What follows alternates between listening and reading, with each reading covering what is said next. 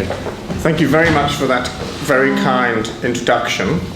Thank you very much for the invitation to be here at Fudan University, and thank you, Professor Yin, for organising so much and so well, and some of the students here have been very helpful to me, so I'm very grateful to you for that. It's a pleasure and an honour for me to be here at Fudan, which I think you will know is a partner university of Cambridge University. We are sort of linked in a partnership, so it's special.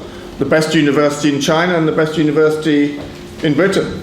Yeah, it's appropriate. Is that right? Do you agree? Anyway, so it's great to be here and to give these lectures. And as I think you know, I will be giving 3 lectures in the philosophy of medicine today, tomorrow, and on Friday. And on Thursday there will be a separate talk on philosophy of science and epistemology. So thinking about these 3 lectures in philosophy of medicine, there are many topics to discuss in philosophy of medicine, and I will only be covering a small slice of those, but they concern the epistemology of medicine. Yeah, let's say, how do we know what we know, if we know anything, in medicine? And today's lecture will be mostly more actually history of medicine, but will lead into these philosophical, epistemological questions that I will address more in the remaining 2 lectures. One reason for doing the history is that it will give us some interesting examples to think about. But one thing I want to raise is the question,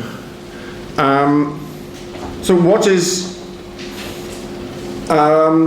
special, or what is special about modern medicine? One question I'm unsure is I'm talking about the birth of modern Western medicine here. What I'm unsure about is the extent to which the word Western is appropriate or not. After all, these days it's just medicine, I think, and although arguably the tradition about which I'm talking about has this Western heritage, it's now a phenomenon to which people from all over the globe have made important contributions, and is it correct to call it Western anymore? One topic I'm also interested in, but I won't be discussing, but it would be interesting to discuss with you is, and I'll raise it briefly, is the relationship between modern medicine and traditional medicine, whether it's, I'll briefly mention traditional Western medicine, but also obviously very interestingly the relationship between modern medicine and traditional Chinese medicine, which has such a long and interesting history. And that relationship is in fact one of my erstwhile doctoral students, Dr. Liu, has studied with me in Bristol. I think it's a really interesting set of questions. Okay, do you mind if I take my jacket off? Okay. First, perhaps one important thing to say is, it's sort of, first it's very impressive to have this audience here coming to listen to me lecture in English.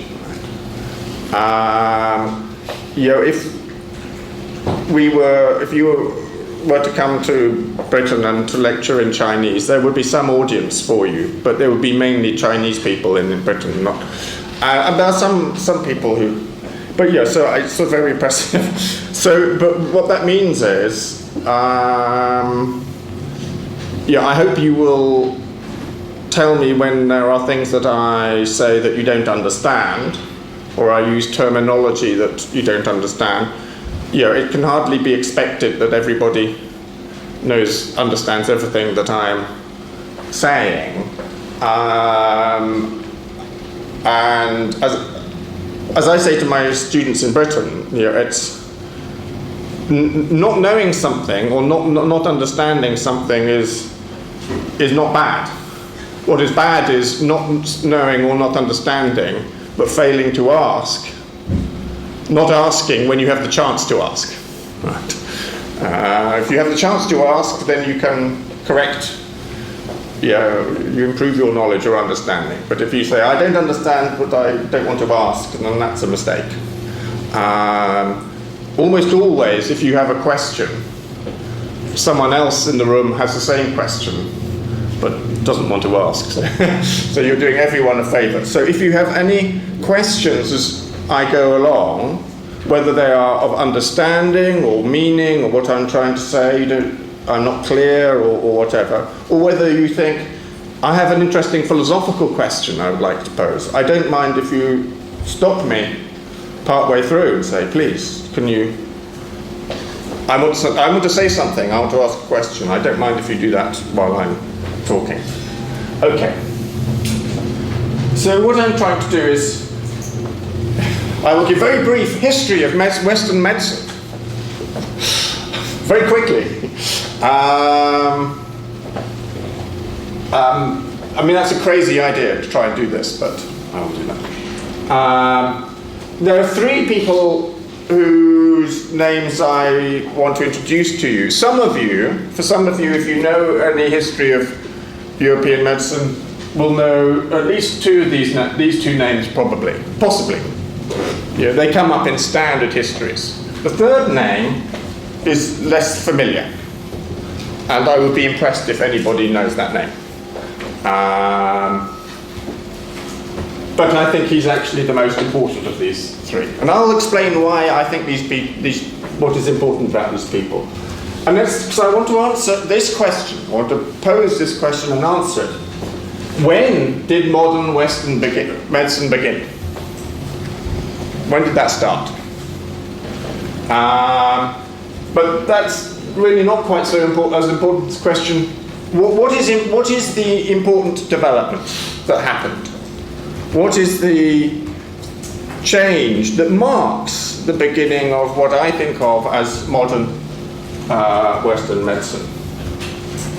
And then we'll begin to look at some of the epistemological questions that this raises. Okay. So here's the history of medicine in one slide. Okay. Crazy idea to try and compress so much history into one slide.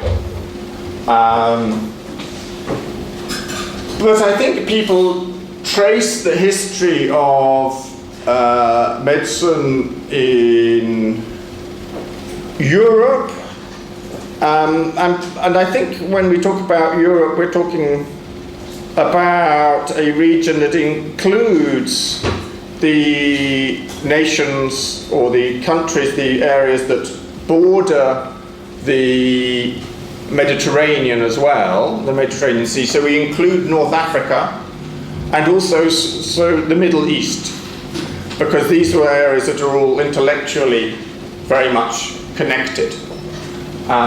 So looking at this first row here, these three doctors and teachers, possibly the most important characters over a long period. Hippocrates was ancient Greek, from the island of Kos. You might know about the Hippocratic Oath that in some medical schools students take a Hippocratic Oath where they swear to do good things and not to do bad things to their patients. Galen was also Greek, but he practiced in the Roman Empire. And he carried out a great deal of medical research, in particular in physiology and anatomy, but not only. And he published vast amounts. A very large proportion of what survives in ancient Greek is due to this guy here. He wrote a lot. And was extremely influential. One of the, actually here's these three characters in a medieval woodcut. And what's interesting, this was from medieval Christian Europe. Hippocrates and Galen were ancient Greeks. But Avicenna, well, that is the European name for an Islamic scholar, Ibn Sina. So he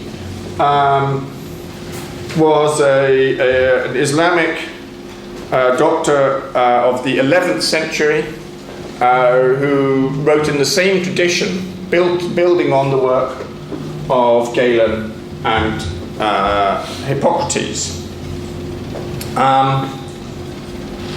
So the most important aspect of their work was their agreement on the basic fundamentals of medicine, of health, sickness, and medicine. And the key idea is that they felt that the human health depended upon the right balance of these four humours, they're like fluids that are inside our bodies. They had a relatively... So the idea is that these four fluids, bile, black bile, blood, and phlegm, they're part of us, and they need to be in balance in order for us to be in good health. They also felt that you could be ill if these came out of balance, but also ill if one of them became corrupted. And this formed the basis of Western medicine for thousands of years.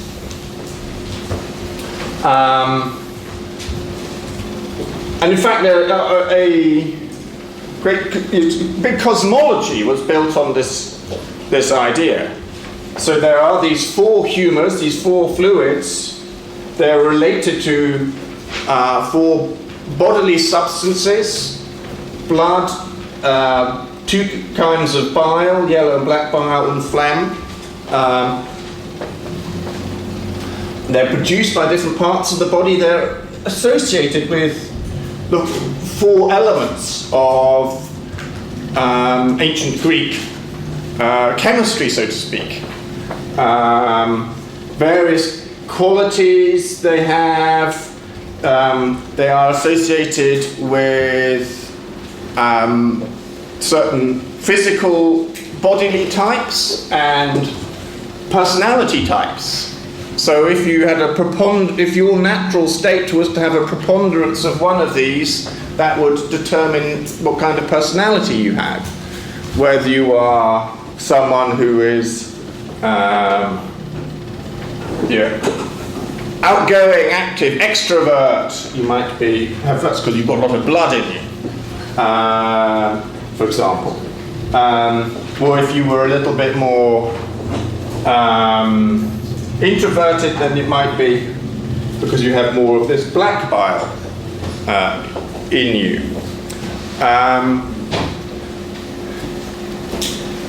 Because illness is associated with an imbalance of these things, a lot of medicine was concerned with correcting the balance by removing the excess of one of them. So if someone had too much a preponderance of the blood relative to these other things, then what you'd want to do is to remove blood from them. So a standard medical treatment for a long time was bloodletting, and we'll talk about that, removing people's blood by one means or another. But there are but for other illnesses, there would be other things that you did to people to make them sweat, or to make them sick, or to get these things back into balance. Now, I think that some of these ideas might have some kind of familiarity for those of you who are familiar with traditional Chinese medicine. I think there are some analogies, and I'd be interested to hear more about that from those of you who are more expert than me. So my understanding is that in traditional Chinese medicine, the main differences there are 5, not 4.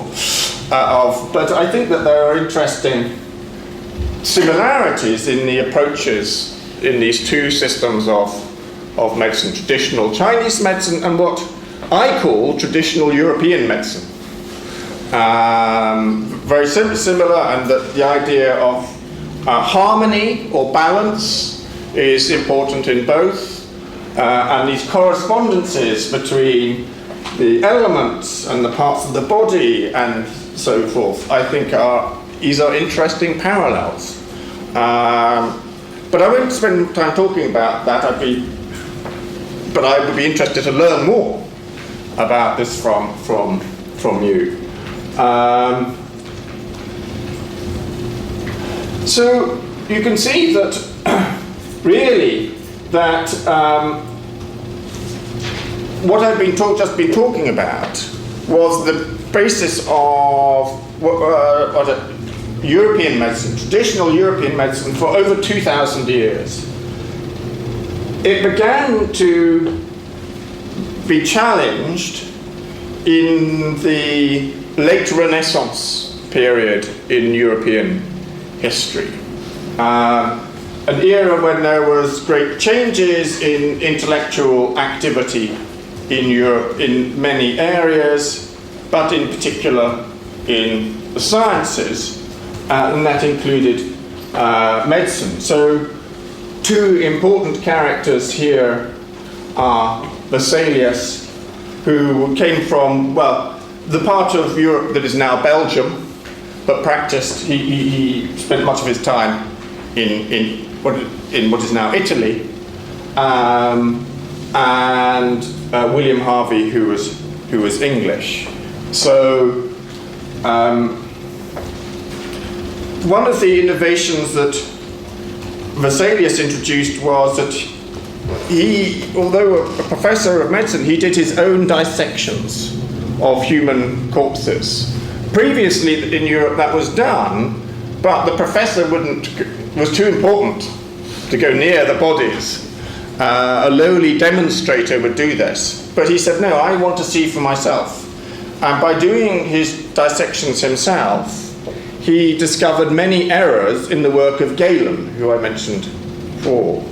And that was because in ancient Rome and Greece, it was forbidden to do dissections on human corpses. That was sacrilegious.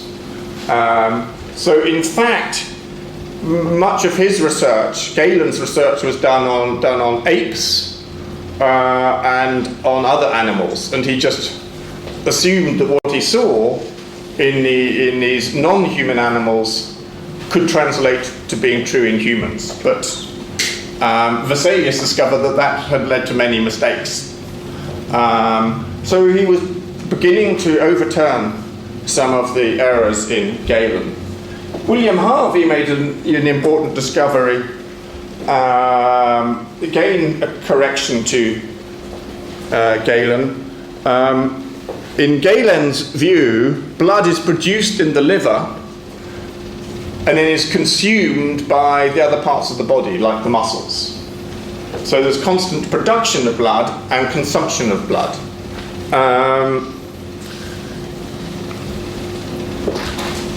Harvey showed, by looking at the heart, looking at how much blood passes through the heart, by some simple calculations, that this meant that the liver must be producing many litres of blood each day. But how could it be producing so much blood each day? So one important innovation is just looking at this question in a quantitative way, not in a purely qualitative way. Yeah. So one thing to say, the liver produces the blood, but the next question is, well, how much blood? And is it plausible? And so Harvey was the first person to show that the blood circulates through the body, rather than being constantly produced and consumed. Again, an important correction to Galen. So Galen and that tradition of which he is a part is beginning to come under some question. Edward Jenner, I mentioned briefly. I will come back to him. He's important because he really is I guess it's a fair thing to say, is the inventor of vaccination, although that claim must be slightly qualified in a way that I will come to in a moment. But his innovation was to discover that if you inoculate someone with cowpox, so a mild disease that you can catch from cows, and this portrait of him involves, see, there's a cow in the background, that if you give someone a small amount of cowpox material, then and cowpox is a very mild disease, that cowpox will give you protection against smallpox. Do you all know about smallpox? Yeah, that means yeah. But smallpox in those days was one of the biggest killers of people altogether. And I mentioned, in some ways, you're possibly the single most, in terms of saving large numbers of lives, one of the single most important discoveries in medicine. But I will come back to smallpox a little bit later because it plays an important part in my story. Next I want to mention the French doctor Laennec, René Laennec, important for inventing the stethoscope. Stethoscope is almost sort of the badge of being a doctor. If you want to, someone wants to show in a picture that they are a doctor, then they hang a stethoscope around their neck. That's the white coat and a stethoscope. That's how you know someone is a doctor. Originally, the stethoscope wasn't a rubber tube, but was a wooden thing that you put against someone's chest or against their back. But why was this important? Because under the four humours theory, there wasn't really much theory about the internal structure of the body and its relationship to disease. The organs had some connection with these four humours, but disease was really a matter about balance and corruption, or imbalance and corruption of these humours. But an important development in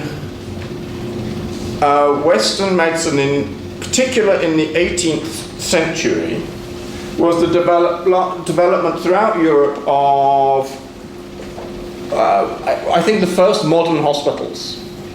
Hospitals had been around for some time in association with monasteries.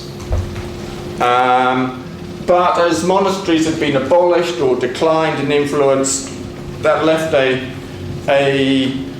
gap, a need for hospitals, which in the 18th century were being built either by the governments of different European countries or in the case of Britain, often as on a charitable basis, private charitable foundations.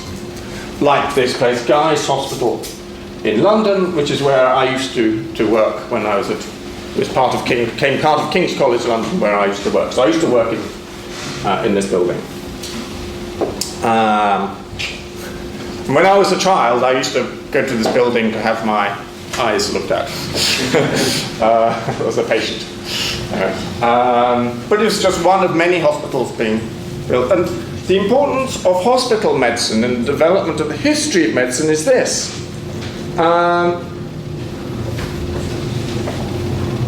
Previously, most medicine was practiced in people's homes. Most doctors would earn money by visiting their rich patients in their own houses. Right. So a doctor would spend much of his time, and it was him in those days, on a horse, visiting his patients in their own houses. A doctor would have to be we'd like a family doctor today, or what we call a general practitioner in Britain, an expert in lots of different kinds of illness and how to look after rich patients and how to make them feel better, how to make them pay their bills, and so forth. But the development of hospitals led to quite a different model of relationship between doctor and patient. Two things were particularly important. One is that in this relationship, it's the patient who is the dominant person because they're paying. But in these hospitals, these new hospitals, the patients were typically poor people coming to the hospitals, receiving charity from the charities that ran the hospital. And the doctors were, in these cases, relatively speaking, in a position of power. And they could tell the patients what to do and could examine patients a lot more easily than they could in the private case. So there's much more observation of individual patients going on. The second difference is, as you'll see here in these pictures and may be familiar with, people with the same disease are kept together in the same part of the hospital, in the same ward, in the same room. So they were able to see many patients with the same illness. And sometimes the doctors would become experts in particular kinds of illness because they saw lots of patients in the same place, seeing what a normal case is like, seeing what some unusual cases are like. And another thing that's related to that is that part of the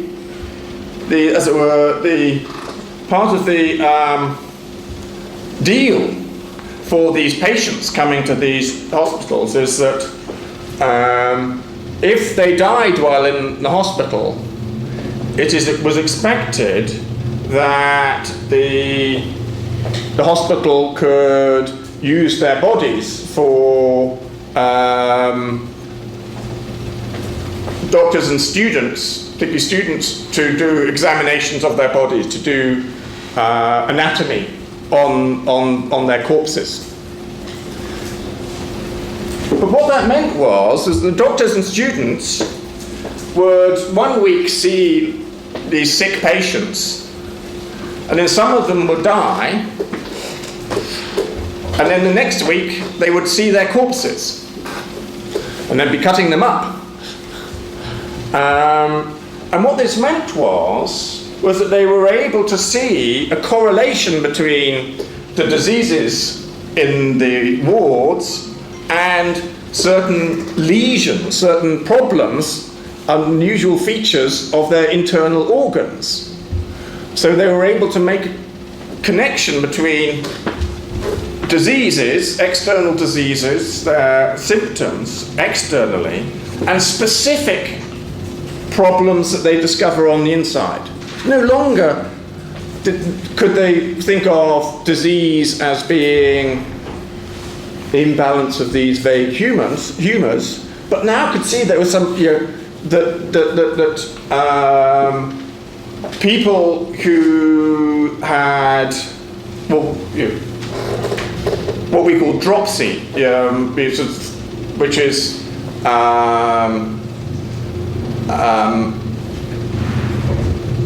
you have enlarged limbs, fluid-filled limbs had problems with their kidneys, for example.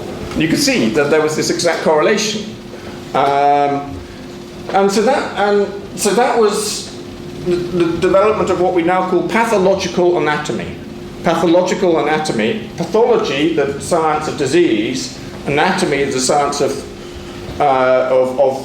how the body is made up, and you could make a link between anatomy and pathology.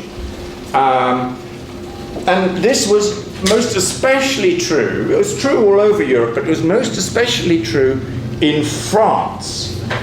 And that was because the French were particularly keen on building hospitals and training doctors in these hospitals. And that was because of the French Revolution leading to wars, big European wars between France and much of the rest of Europe, in which revolutionary France, and then under Napoleon, developed these large citizen armies. Big armies made up of lots of citizens, and these armies needed doctors. And the doctors were being trained in these state hospitals. And so France became this center of medical scientific discovery. In particular, this relationship between pathology and anatomy. And so I guess what's going on in the next case, why the stethoscope is sort of symbolic of this, is because what the stethoscope is helping the doctor do is to try and see, to observe the interior of the body. You might think, well, it's sort of useful if later we can cut someone up. Then we can say, oh, that's what was wrong with them. I knew they were sick last week, but now I've cut them up, I can see what was wrong with them. But that's not very helpful to making them better, because they're dead by then.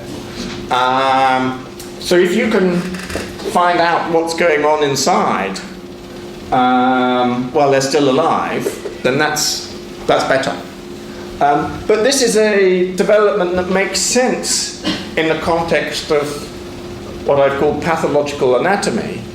It makes less sense in the context of Galenic or Hippocrates, humoral medicine. Anyway, so that's an important development. I won't spend much time on the others other than briefly, Morton and Snow, this development of anesthesia. Morton was first American to get mentioned. Don't want to mention the Americans too much, but he was a dentist who was a pioneer in anesthesia, which was developed by John Snow in England. This guy John Snow is also important as the father of epidemiology, and again that's a topic I will come back to. Epidemiology and public health. Pasteur, Koch, and Lister, famous for the germ theory of disease, clearly very important. Then we have Ehrlich and Paul Ehrlich and Saichiro Hata, who developed the first chemical therapy for chemical drugs, first chemotherapies. Salvarsan, a treatment for syphilis, and it's nice to mention this. You possibly is this image perhaps represents the globalization of medicine, or this Western tradition of medicine. Important advances were being made in Japan and by Japanese scholars for the first time. Fleming and Florey, well, this is the development of antibiotics. Again, we'll come back to that later on. So the question is, which of these events marks the beginning of modern Western medicine? Yeah, I've called this line traditional European medicine, but when did that stop? Well, you can say it sort of might have stopped somewhere around here when people stopped believing in the humoral theory of medicine. But one thing is interesting, though, that although by the end of the 18th century, it's fair to say that people had mostly, but not entirely, given up on this kind of medicine, the theory of medicine. Many of its practices, and still some of its beliefs, continued. So I mentioned bloodletting as a practice that is associated with humoral medicine. It's a matter of getting balance back by removing excess blood. Even though people had given up the theory, they still practiced bloodletting well into the 19th century. After all, it's all very well giving up on the theory, but what do you tell your patients? I have no idea, you say. I have no idea what to do. No, you want to continue doing things that you think work, even if you've given up on the theory that justifies what you are doing. Bloodletting, and I'll come back to this, bloodletting remained popular, partly because actually bloodletting has an analgesic effect, a mild anesthetic. People tend to feel slightly better after having blood taken out of them, mainly because they feel slightly faint. But in a sort of nice kind of way. It's sort of, you feel relaxed in a sort of about to faint kind of way. And I'll come back to that. So look, what I'm going to say is that there are these three names I mentioned earlier on. I'm going to talk about Ignaz Semmelweis, that may be familiar. Pierre-Charles Alexandre Louis may be familiar, but my hero, James Durin, not familiar to many people. Semmelweis and Louis get mentioned in the histories quite a lot.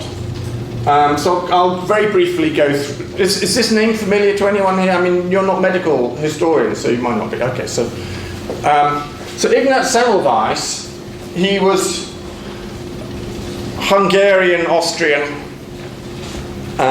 He worked here at one of these, I mentioned, these hospitals that were being built throughout Europe in the 18th century.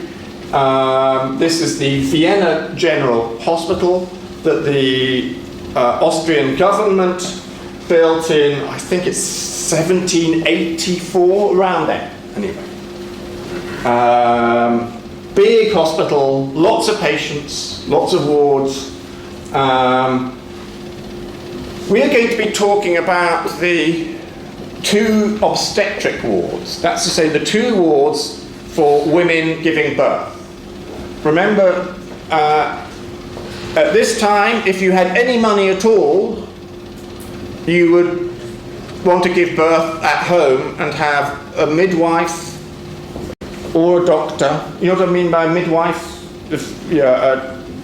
A woman who helps you give birth come to your house, or a doctor come to your house. But if you were poor, you would tend to go to the hospital. And there were two wards, or what we will call divisions, for women who are about to give birth. One under the Professor of Medical Obstetrics, Felix Klein, this guy here. So he was the professor looking after male medical students and specializing in obstetrics. And this guy here, Bart, he was the professor of midwifery. So he was the one who was teaching the female midwives. So these two wards doing the same thing for the women, but one with male medical students and the other one with female midwife students or midwives, okay. Now, here's the shocking thing about this time was that there was many of these unfortunate women, they only came in to give birth, they weren't sick, but many of them died. And there's a particularly high mortality rate due to this disease called puerperal fever or childbed fever. So they went into hospital healthy, well, healthy-ish. Remember, they were poor, often malnourished women, so they weren't necessarily in the best healthy state, but they did not have this disease. They went in, they gave birth, and while in the hospital, they caught this disease, and many of them died. I mean, the statistics are shocking. Right. Now what we find is that from the, 1784, the foundation of this hospital, that the mortality rate was relatively low for a while, and then suddenly in the 1820s, it began to increase. It's sort of shocking, well, sort of, it's shocking, that at one point it reached 16%. I mean, that's horrific. That's 1 in 6 women who went to give birth died, never left the hospital alive. Anyway, but what's going on here? What explains this increase in this horrific mortality rate? As I mentioned, there were these 2 wards, and interestingly, for a period, they had significantly different rates of mortality.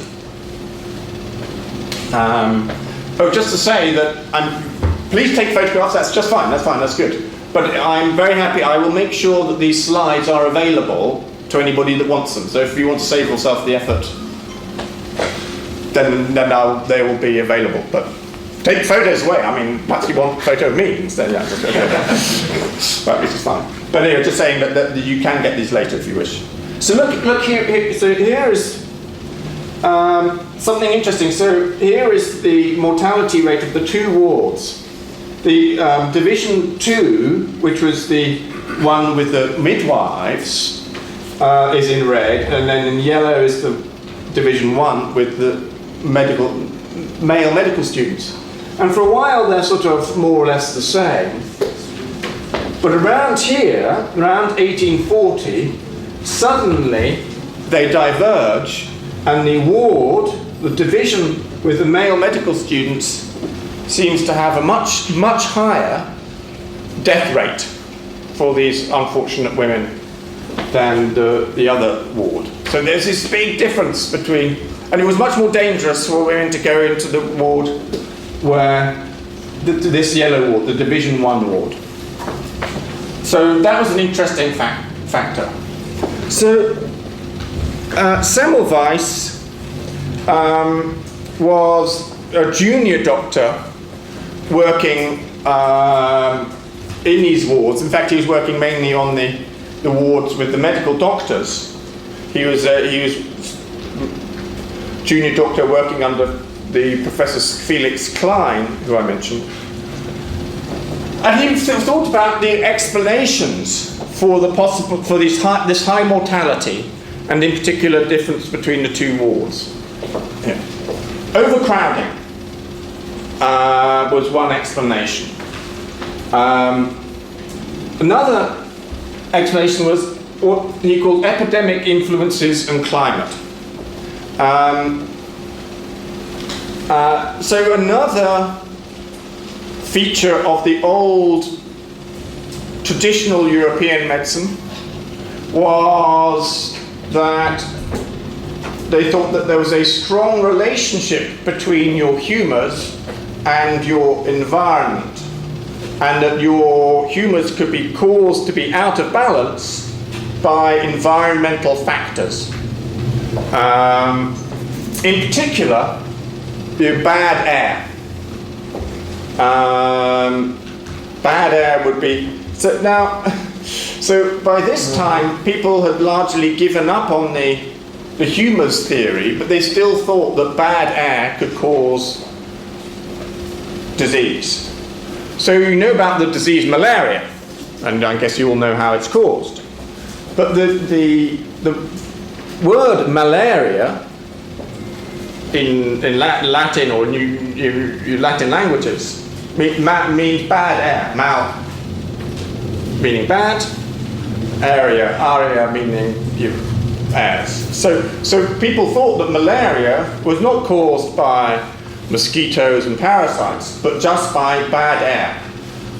And yes, if you live near a swamp or watery area, you're more likely to get malaria, and yeah, the air is sort of smelly near swamps and so forth. So they thought it was... So they continued to have this idea that there could be something bad going on in the air or climate, and that might be what's causing it. Of course, there was this difference that there was these male medical students in one ward and the midwives in the other ward who were women. Perhaps the men were rough in handling these women, and the midwives were more gentle. They noticed that when women were dying, they were put in a special room to be alone, and this was at the end of the ward, the Division 1 ward with the high mortality rate. And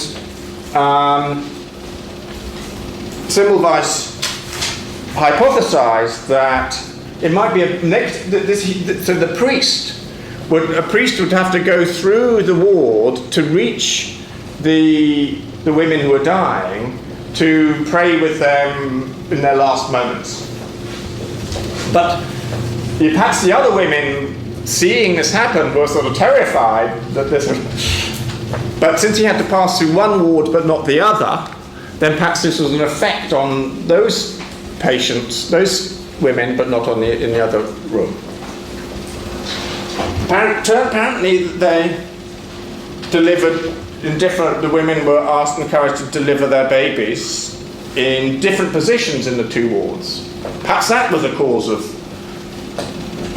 something. Well, he investigated these 5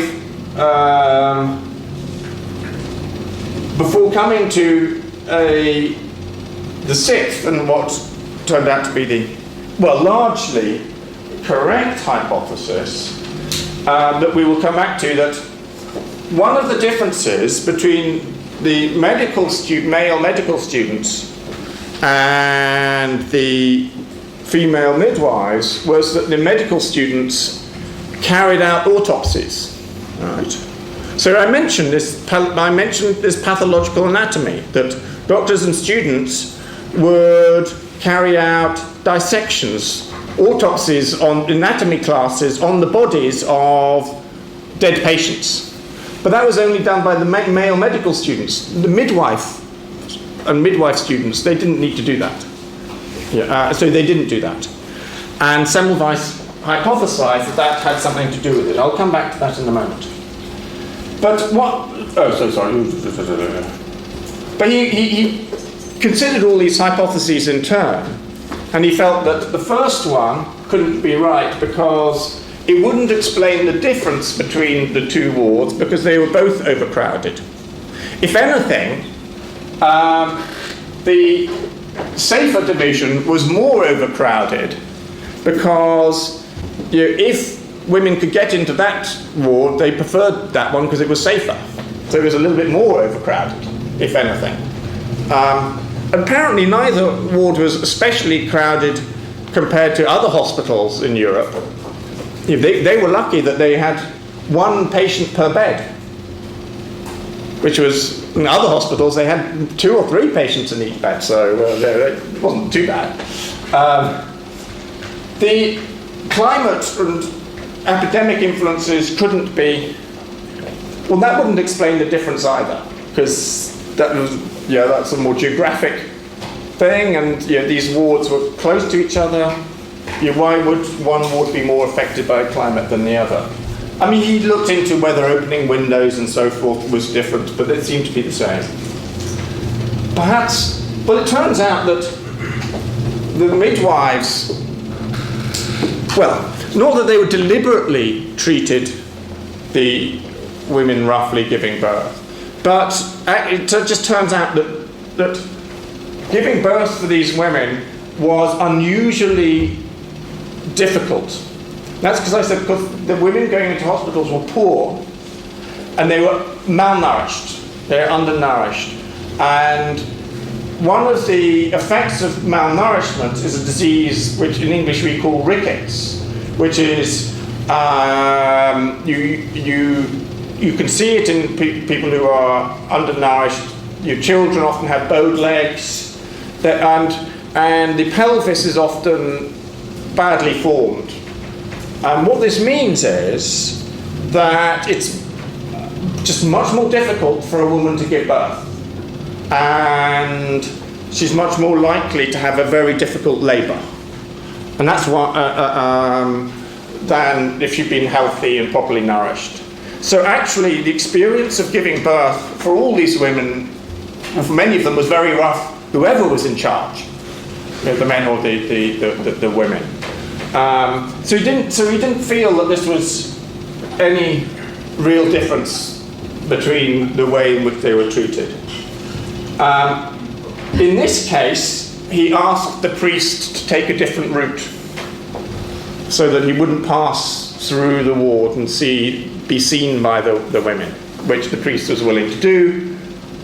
That did not make any change. The difference still remained between the 2 wards. In this case, he arranged for a different position of birthing so that the 2 wards were exactly the same. Still, that did not change the difference in outcome. This, however, is the important idea. So what had gone on here was that he had investigated these first 5, but one of his colleagues had been carrying out a dissection and had this guy called Dr. Kolechka. He'd been carrying out a dissection on one of these corpses. He had cut himself. The wound had become infected, and he had gone sick and had died, but with the same symptoms as the women. And that made Semmelweis think that there was some connection between the wound that he had received and the symptoms and the illness and his dying. It was the same illness. And if the wound had something to do with it, that might explain what's going on. Because after all, as I was explaining, that in the process of giving birth, there would be lesions and many opportunities for similar events, similar to the cut that the Kolechka had received. But what was seemed to be different about the case of the women giving birth was that Kolechka had got his wound while carrying out anatomy, but these women weren't carrying out anatomy, right? But of course, the medical students who were examining them, and helping them give birth, or then examining them before or afterwards, they had been carrying out dissections and anatomy. And so what Semmelweis hypothesized was that there was something to do with what he called cadaveric matter. which means to say matter from the cadavers, from the corpses, the dead bodies, had somehow got onto their hands, and then when they were examining the women, had got into the women. Now remember, this is before the germ theory of disease. So he wasn't able to use quite the terms like infection and bacteria and the rest of that. That was not part of his thinking. But something was being communicated from the dead bodies, being the anatomy, dissections to the hands of the students, to the women giving birth and so forth. And so what he did was he made the students wash their hands in chlorinated water. And so, and that removed the difference, or much reduced the difference between the two wards. So what we see in this graph here is, with hindsight, we can see that this increase over here, overall, this is the overall mortality rate. That starts when this guy Klein takes over, and he institutes. He's very modern, right? And he thinks we need to introduce these new practices from France. And he was the one who introduced getting the students to do these dissections and anatomy classes. So, yes, in some ways, the problem was being too advanced. He wanted to be up to date with the science. But that's exactly when we can see the increase. I mean, some of it predates, but this is when that practice was introduced. But then it reduces when the chlorine hand washing takes in. This is perhaps a better graph. So this is a bigger version of the one I showed you earlier. So 1848 is when the chlorine hand washing was introduced. So between from 1848 onwards, you can see that the two wards are mostly the same. So you can see clearly that something happened here that reduced the mortality rate, or at least made it the same in the two wards. Of course, what's interesting, it doesn't eliminate it altogether, but it does make the two wards the same. Okay, so that's a quick history of Semmelweis. Now, Semmelweis is often put into the history books as a sort of hero because he worked out what was going wrong and introduced a mechanism to correct it. But his ideas were largely rejected by his own hospital and by many other experts. So he's a sort of hero who sort of stood up against the system, but was sort of rejected. And there's some discussion amongst historians about to what extent that was true. It turns out he was quite a difficult character, and he quite liked making enemies and having fights with people. So it might be that his ideas were rejected partly because he was a difficult character, but partly because he was fairly blunt in saying, "You've been killing your patients," which is sort of not a message that people like to hear, I guess. That's nice.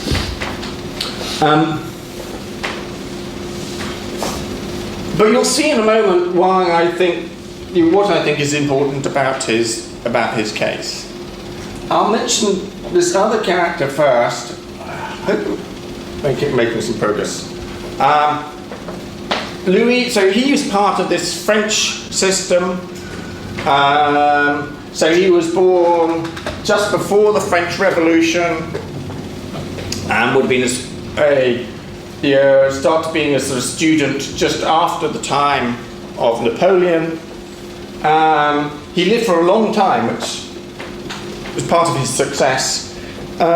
He worked one of the main French Parisian hospitals, and he worked largely with the records. And so he had many students. He was a popular teacher. Okay, so what's the background to his story?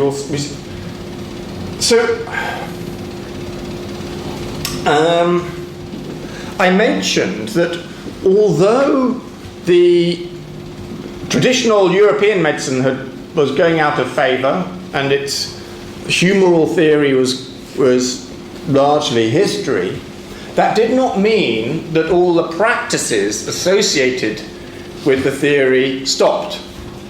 It's not as if people said, oh, the reason why we do bloodletting is because of the humours, but we don't believe in the humours anymore, so we'll stop bloodletting. Oh no. I mean, after all, you charge your patients every time you do bloodletting. And as I said, people tend to feel a little bit better after bloodletting. Or at least you can persuade them that they're feeling better. You don't give up a practice until you've got something to replace it by, particularly if it's one that generates income. So they continued with bloodletting. And this guy, French always have lots of names.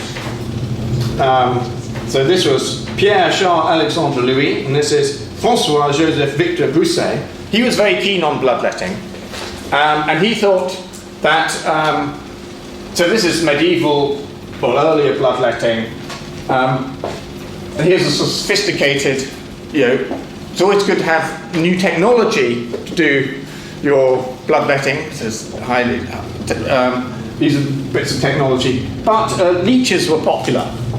Leeches are a popular way of doing bloodletting. Not what I would like, but in France in the 1830s, they were 20s and 30s. They were importing millions of these things, millions. And Louis looked at the data on bloodletting as a treatment for lung infections, for serious lung infections. And he drew up a table, and it's often said that what Louis showed was that bloodletting was ineffective as a treatment for bloodletting. That's what you'll read in many of the histories, or these popular histories of medicine. It's simply not true. The histories are completely just wrong on this point.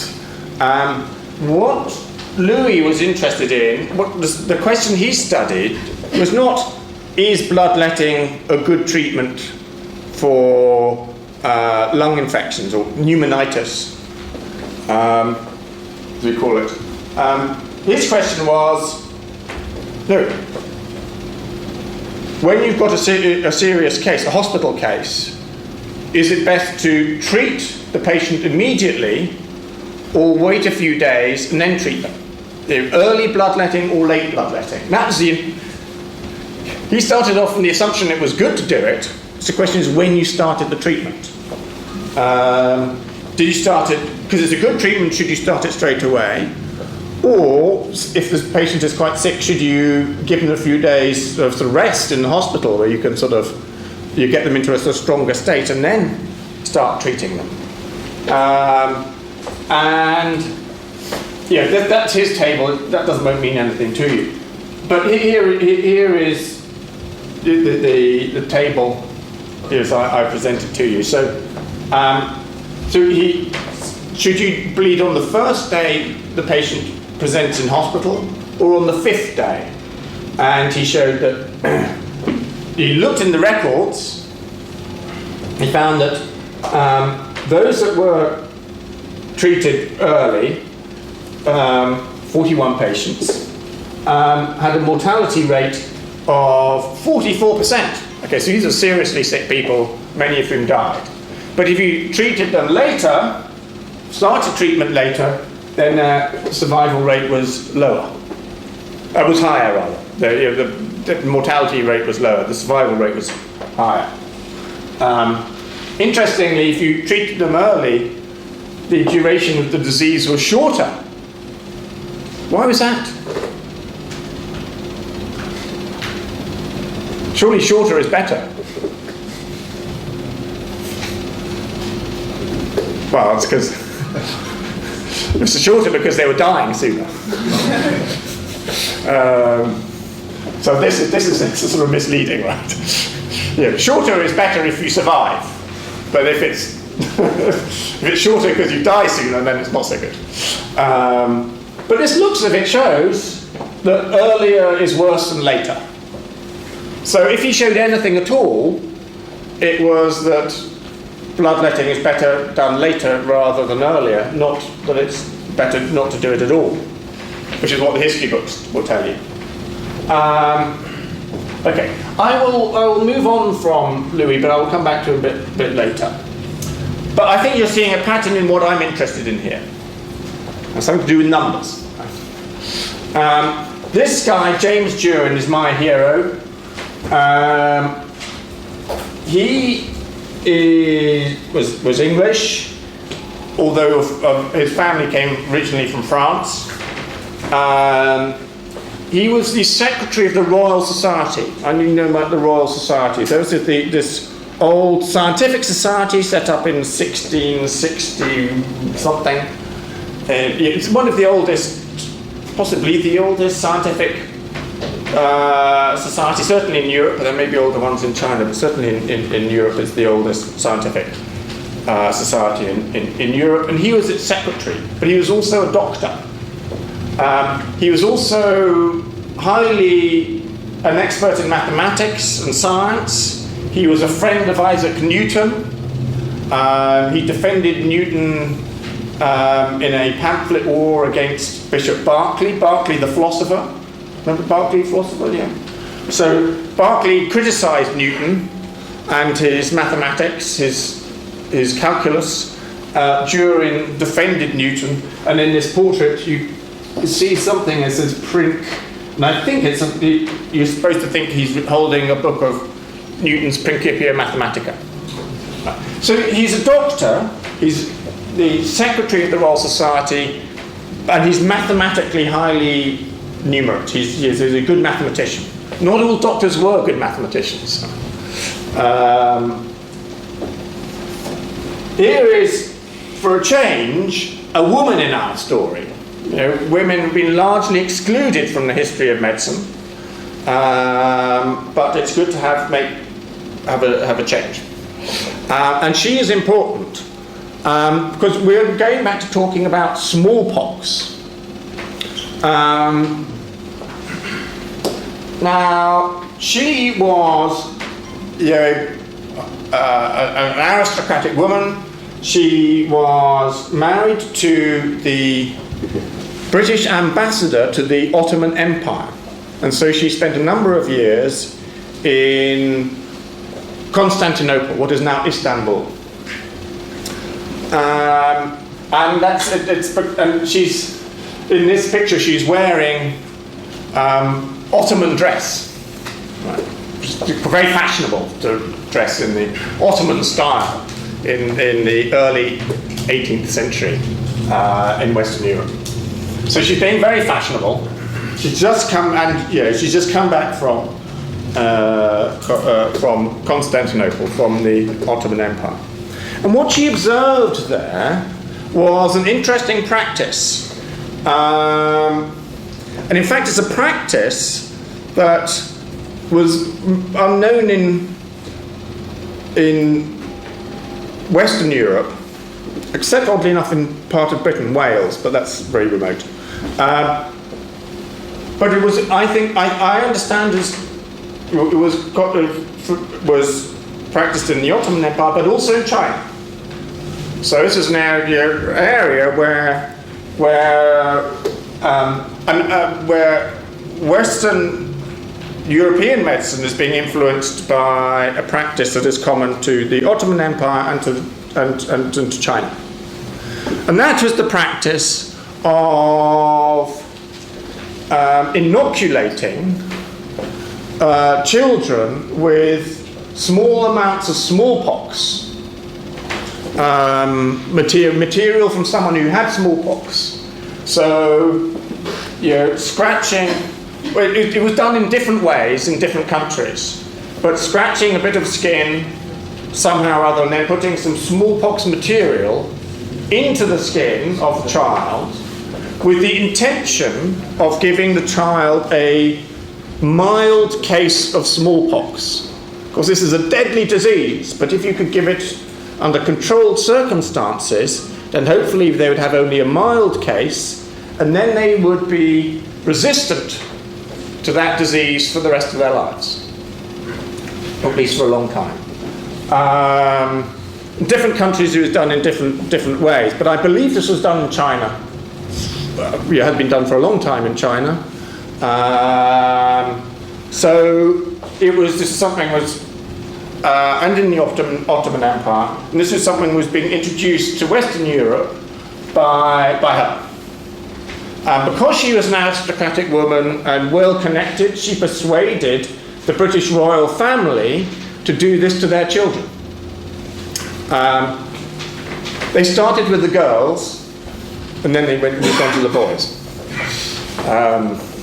So sexist, right? Yeah. Didn't matter if it went wrong with the girls. We would check out where it works with the girls, and then we'll move on to the boys. Yeah, because the boys are going to be the next king and so forth. But because the royal family was doing it, this helped. And this is really interesting. It's a case where the royal family, you might think of the royal family being conservative, but in fact they were being, in this case, medically quite progressive. But there was a big dispute in Britain as to whether this was a good thing to do. Some people didn't like this practice because it was a foreign practice. Others didn't like it because it was sort of feminine practice. It was something that was practiced by women in the Ottoman Empire, and it had been brought back by Mary Wortley Montagu, a woman. It was, there's a medical practice that should be done by men.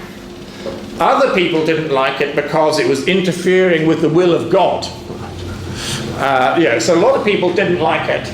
But the royal family were pushing it, and so it was an open question.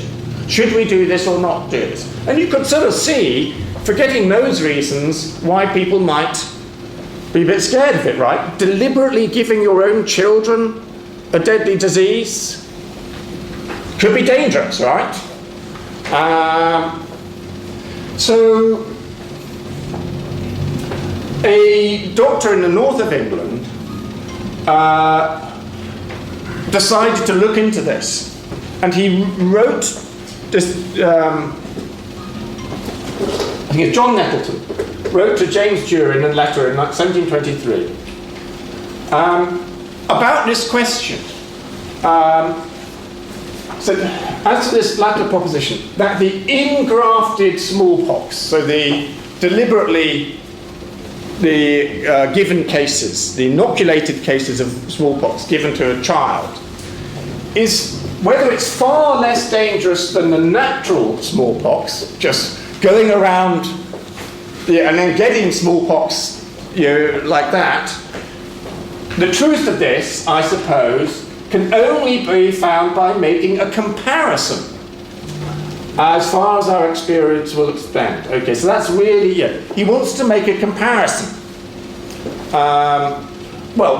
Between what? Comparison between those people or children who got the inoculated or engrafted smallpox versus those who didn't, who were left a chance as to whether they would get it naturally. Which was more dangerous? He said, we want to make a comparison between those two groups.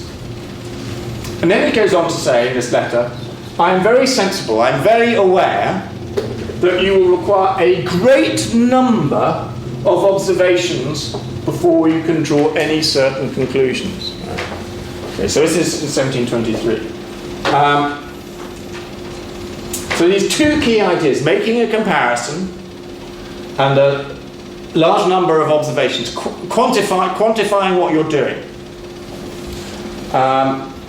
So,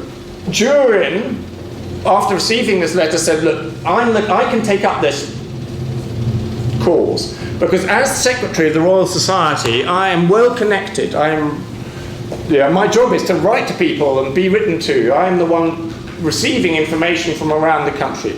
I will write to my connections, doctors around the country, asking them to collect data on exactly these questions. Number of people in your practice who get smallpox and die, number who don't, and so forth. And he collected all this data from around the country and wrote this paper, an account of the success of inoculating the smallpox in Great Britain, with a comparison between the miscarriages, the bad outcomes of this practice, and the mortality of the natural smallpox. Okay.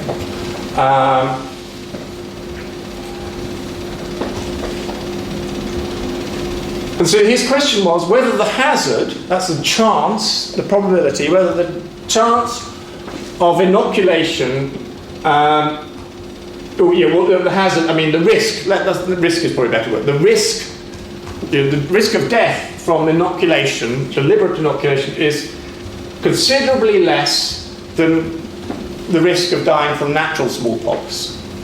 And so he got all this data in this pamphlet. This is all the data of deaths from natural smallpox.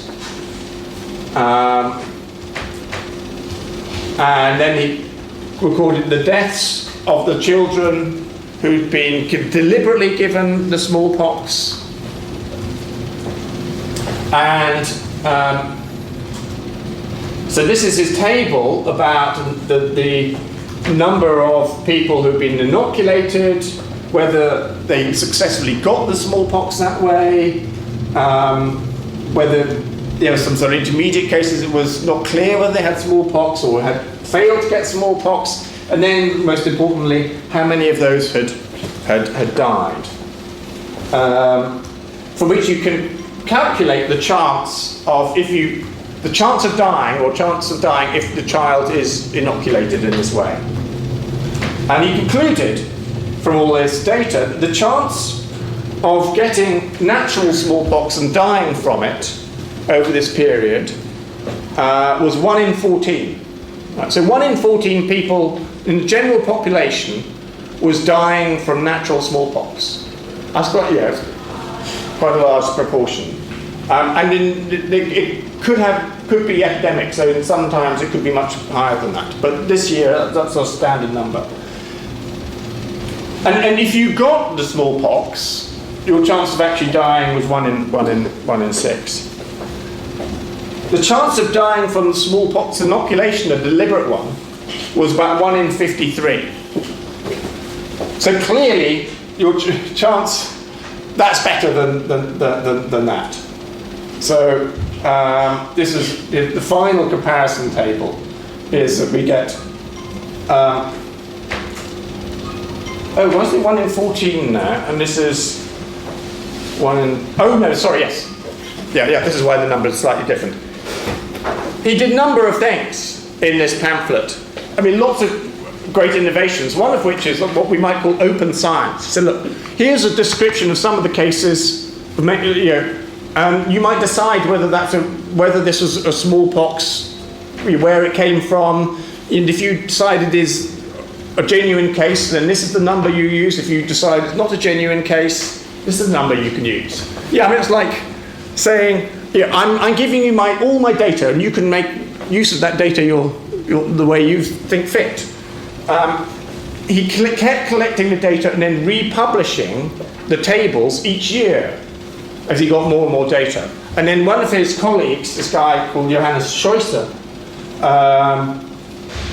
published the final edition in 1729, 5 years later, with all the accumulated data, and said that your chance of dying in that period from natural smallpox is 1 in 12, whereas your chance of dying if you were given an inoculated smallpox is 1 in 53.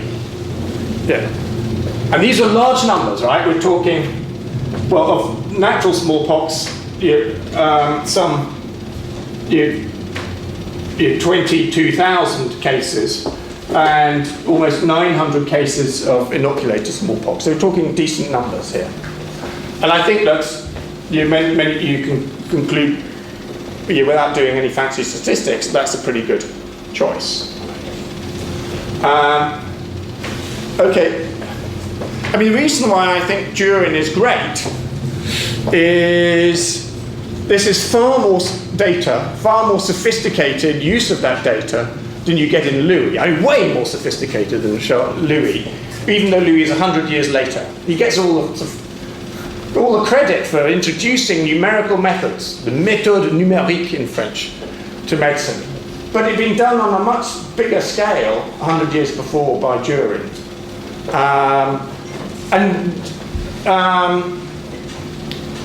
Likewise for Semmelweis. But these are the important things. So there's making a comparison and quantification, the two things I said were important. But okay, it's all very well saying that, but comparison. What exactly are we comparing? When is a comparison useful for us epistemic? When can we learn from a comparison? Under what conditions can we learn from a comparison? Quantification. Well, we can say more is better, but how much better? Can we quantify the value of a certain number of cases? How many do you have to have? Nettleton says, I'm conscious that you need to have a great many observations before you can be certain. But how many is a great many? Can we say something about that? I'll be mainly focusing on this, but I will come back to that later in another lecture. But these are the questions I'll ask for the moment. And as I'm coming towards the end, you'll be relieved to hear. We need to make a distinction between observational studies and experimental studies.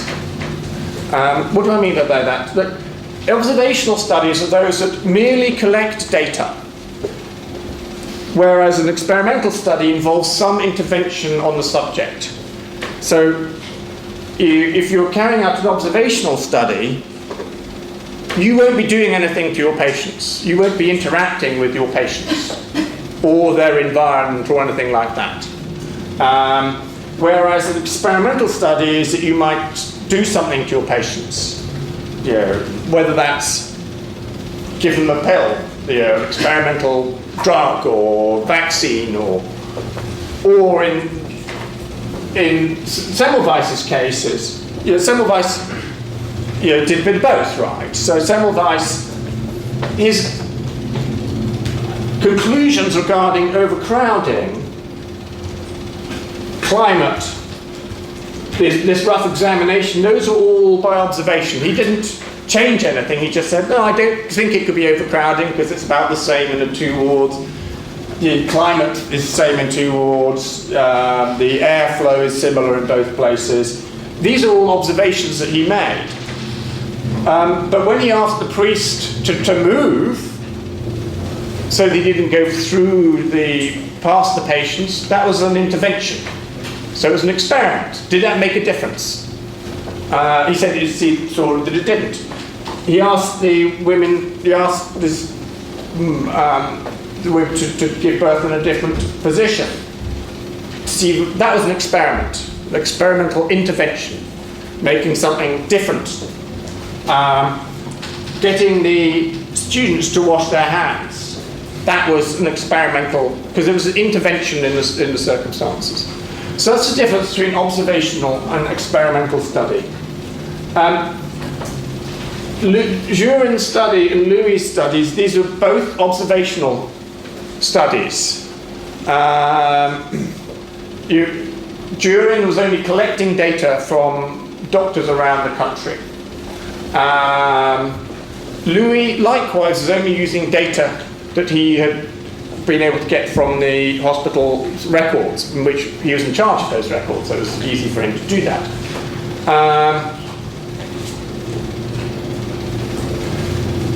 question we will be asking in our in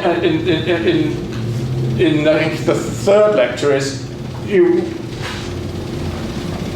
about how we can carry out an effective observational study. But what are the we think for a moment about what are the disadvantages of an observational study. We're trying to compare like with like, remember. So think of Louis' study on bloodletting, right? We saw that the mortality rate for patients who were being bled on the 5th day were much lower. And you might think, oh, that clearly shows that bloodletting starting later is better for your patient than bloodletting earlier. The cause, there's a difference in the outcome, high mortality, lower mortality, and the cause must be when you start the bloodletting. What's wrong with that reasoning? Why can't we be sure that that's correct?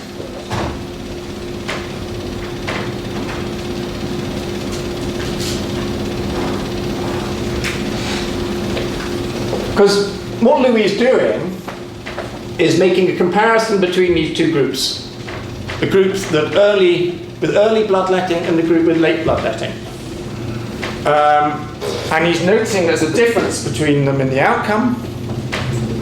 And the conclusion that he is drawing, although he's a bit uncertain about, is that the cause is this difference here.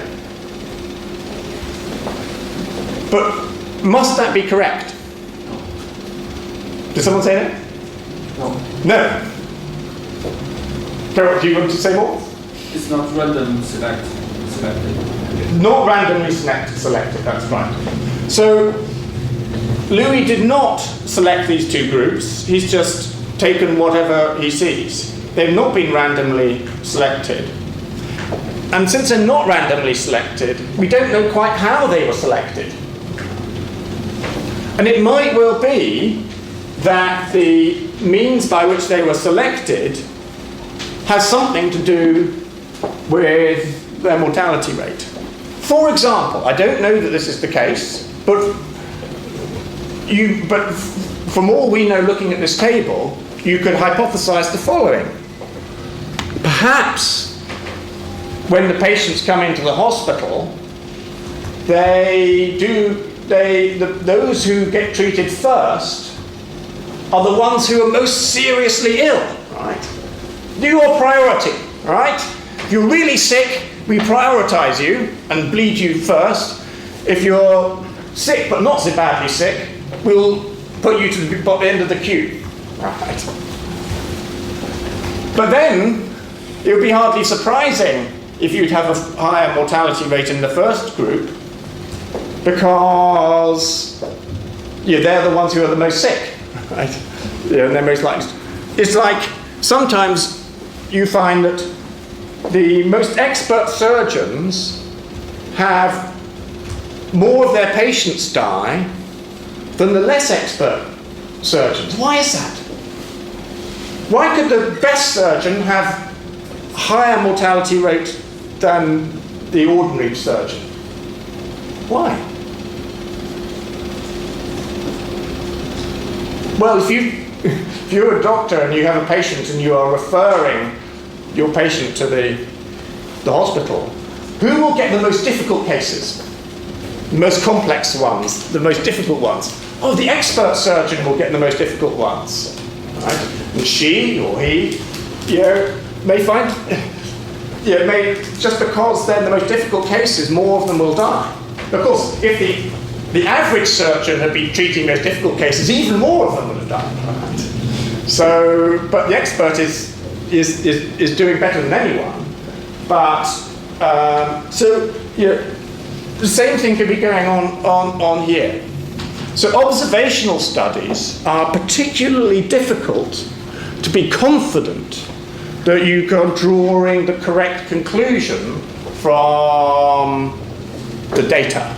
And that's something to do, you mentioned randomization, something to do with it's possible that you're comparing two groups that differ in multiple ways. We know that they differ on the day of their first bleeding, and that's what this table tells us. And we think, oh, that's the important way in which they differ as a cause of the outcome. But if they're not randomly selected, then they might differ in other ways, like this group was sicker to begin with. And that's why they, for example. So we have, so we have to be careful when we're talking about comparison. Okay, so just to conclude my lecture,